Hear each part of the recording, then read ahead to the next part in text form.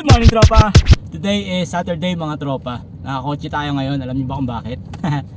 Kuha na ng bigas sa company. Kaya hindi muna tayo magbabike, hindi muna tayo magmumotor, hindi magkukotse muna tayo.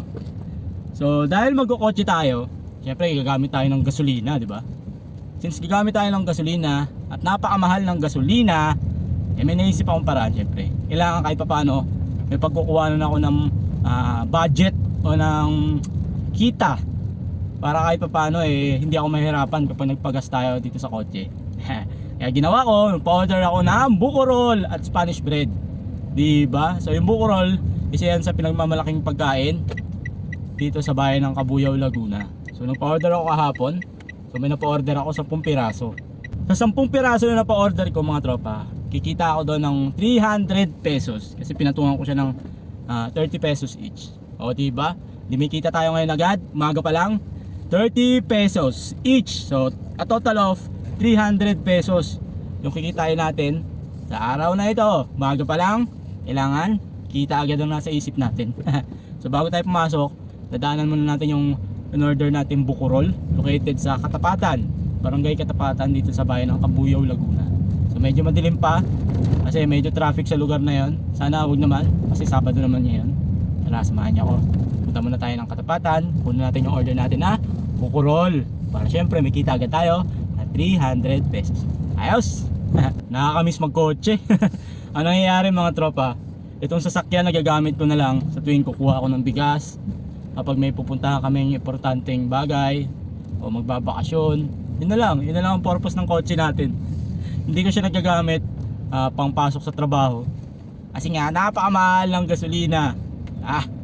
Parang nangyayari isang takbo ni Wigo Mengo parang 200 to 300 pesos kasi hindi maiwasan ng traffic dito sa Cabuyao, Laguna. Sarap magka-kotse, oo, pero masakit sa bulsa. Kasi di ba meron tong annual na insurance, yan. Tapos yung monthly, laki. Kapag pangkaraniwang Pilipino ka lang, hindi mo talaga kakayanin yung kumuha ng sasakyan, lalo't brand new. Ako hirap na hirap ako kasi 5 taon to. Nagtutulungan namin ni Mrs. Kailangan para pag nag-aral na yung mga bata ng college, diba? Hatid sundo. Tapos kung matagal pa akong kukuha ng sasakyan, feeling ko matanda na ako bago pa makakuha. Kasi syempre pag nag-aral na ng college yung mga bata, hindi na makakuha nito sigurado. Kaya inuna na namin ni Mrs. bago pa mag-college yung mga bata, which is tama naman kasi 3 taon na to, 2 taon na lang tapos na yung sasakyan ni Tonton, tapos na si Wigo Mengo. So yung gagawin natin ngayon, mga tropa, is isa yan sa mga diskarte dapat na nasa isip natin palagi. If ever na may mga ganito kayong sitwasyon na may sasakyan naman kayo tapos dadaan kayo sa isang lugar na sa tingin nyo pwedeng ibenta, order kayo, mga kasamahan nyo sa trabaho. Yun yung nagiging isa sa bentahe o advantage ng mga tao na makakapal ang mukha. Tulad ko, ang kapal ng mukha. Kaya ginawa ko kahapon, pa-order ako Hindi ko na kailangan ng masyadong maraming order. Kailangan ko lang may kita ako, may passive income ako. Yan naisip ko. Nausap ko yung mga tropa natin sa crew ko. Bike crew kasi kami. So in a total, ilan lahat yung umorder? 14. So hindi lang pala 300. So papatak 420 pesos yung kikitain natin ngayon. Kaya syempre order ako. Ano ba yan? Nagpa-order ka ng buko roll tapos ikaw wala kang buko roll. So bumili din ako ng buko roll. So total ma-minus natin yung sa kita. So may 300 pesos pa rin tayo. Ayos pala, 300 pa rin pala talaga yung kita natin. May kita na tayo 300 pesos. May buko roll pa tayong makakain mamayang almusal. Alright. Imagine nakakotse pa tayo. Kuha lang tayo ng bigas. No? Sarap ng tunog ng motor. Gusto ko pa rin mag-bike. Para masarap sa tuhod ang bike Sarap sa paa ang bike. Alam niyo yan, yung namamagana yung hita mo, pero sarap pa rin ipidal. Nagagalit yung muscle. Ay, sana hindi umulan bukas. Linggo. Feeling ko linggo may mga makakasabay akong pupunta ng Nuvali o yung mga aakyat ng Tagaytay. Sana may makasabay tayo para ganahan tayo mag-bike. na-excite na ako. Yung unang araw ko magbabike ng linggo ng pang umaga. Kasi marami akong nakikita ang nagbabike paakyat ng Tagaytay kapag linggo. Yes, sana may makasabay tayo. Ngayon, kuha muna tayo ng bukurol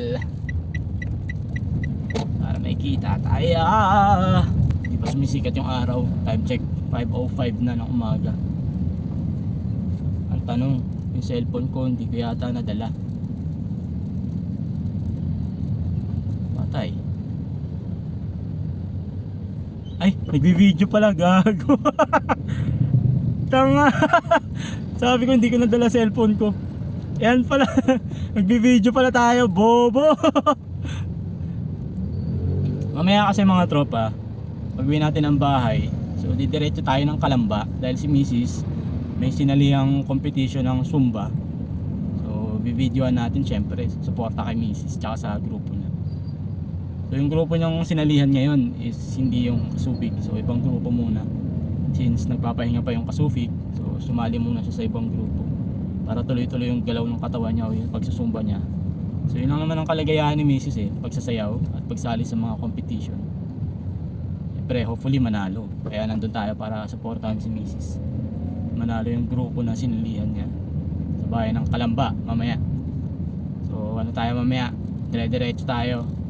After nating nagtrabaho, kuha tayo ng bigas. Tapos pagkakuha ng bigas, diretso na tayo dun sa Kalamba. Ito na, dito na tayo. Kunin muna natin yung in-order natin na 10 buko roll at saka 4 na Spanish bread. Diyan muna kayo. Ayun, okay na mga tropa. Nakuha na natin yung order natin na buko roll at saka Spanish bread. So ngayon, pasok na tayo ng trabaho.